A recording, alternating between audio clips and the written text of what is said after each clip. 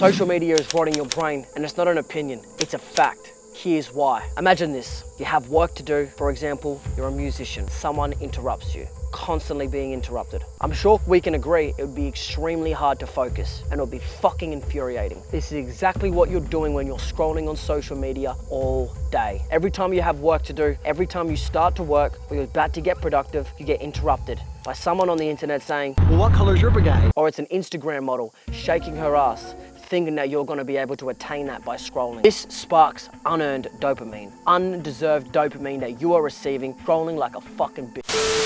I want you to think about how unconsciously normalized this has become. Could you imagine your granddad telling a story about how he's fighting a war and he had to stop for 15 seconds to watch a TikTok? It is not normal to be consuming media like this on a large scale, and I'm sure you know that. Someone told you to get a task done, but you're addicted to scrolling on your phone. There is an endless pit of distractions. This links back to the video about motivation or lack of. Without discipline, your impulse control is extremely low. The second you feel like watching a video, responding to a message, and eating those snacks, you will, because you have no discipline. Anything that satisfies your short impulse, you will do it. And honestly, I don't blame you. Humans are built for an easy and comfortable life. So when it appears the options, you've got the hard choice and the easy choice. Majority of people are going to go down the easy path because it feels good. It's comfortable. Like what Jimmy Carr says, bad thing now, good thing later. Good thing now, bad thing later. Delay your process of the good feeling by pushing through those short-term impulses. The best comparison I found when making a decision is what's easy dopamine and what's earned dopamine. Usually easy dopamine correlates between mindless social media,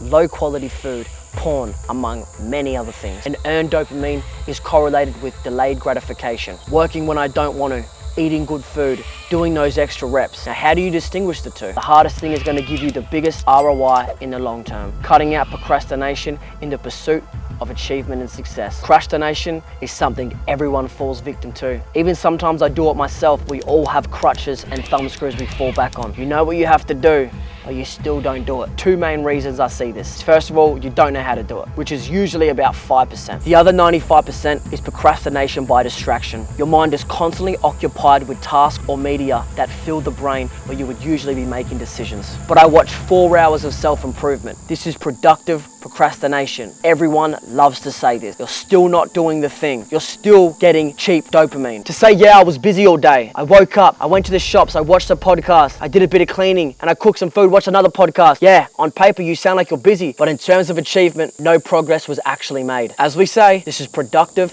procrastination. Sometimes it starts small. You're productive. Then someone messages you on Instagram. And then from Instagram, you sit there and you watch a reel.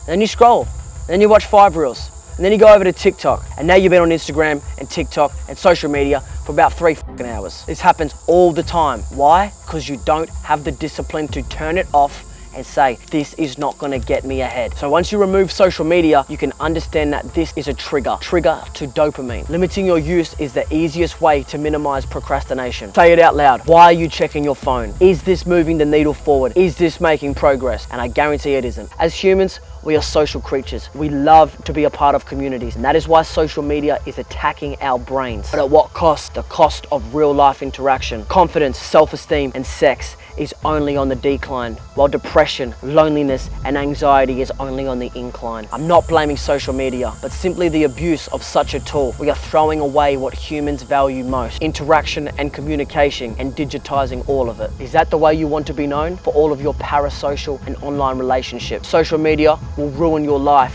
if you allow it. Prioritize real people, real work, and most importantly, real success.